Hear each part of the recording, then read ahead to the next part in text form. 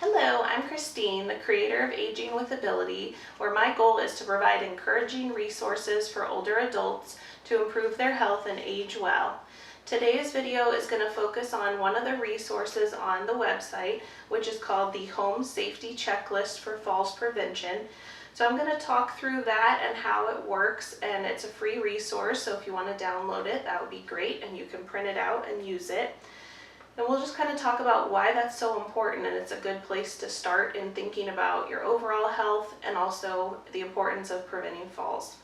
So the biggest thing on the first page is just that 6 out of 10 falls occur in the home. So when you really think about that, I mean, that's well over half. And obviously that's because you spend a lot of time in your home environment, but also it's because there are a lot of risk factors that can be present. And some of those are really easily modifiable.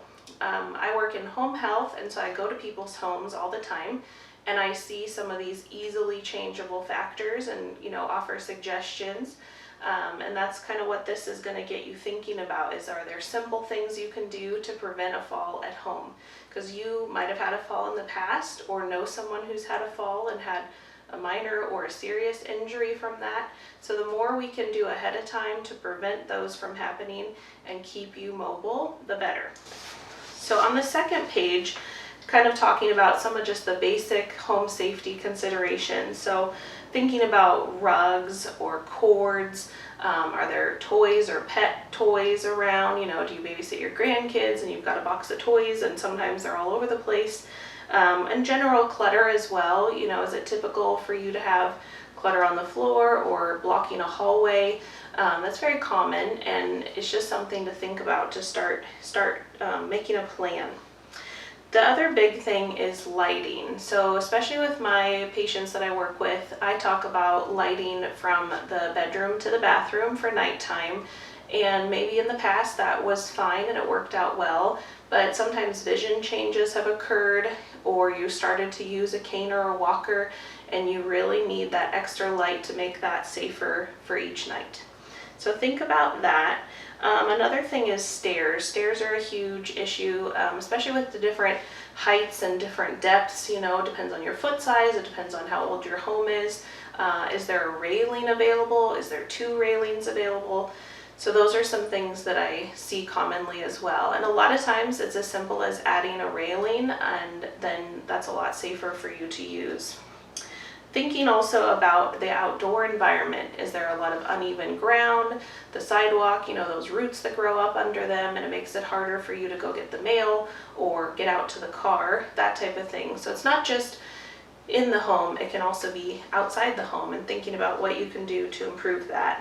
Another thing is thinking about the chair or couch you normally sit at, getting up from that. Are there arms available to help you push up?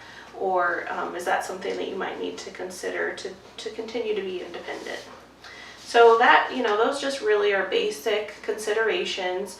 Other safety things like wet floors in the bathroom or the kitchen, and what you can do to prevent that from becoming a hazard as well. So then the third and fourth page of this really breaks it down room by room, and that's where you can even just print this off and take it with you and go each room.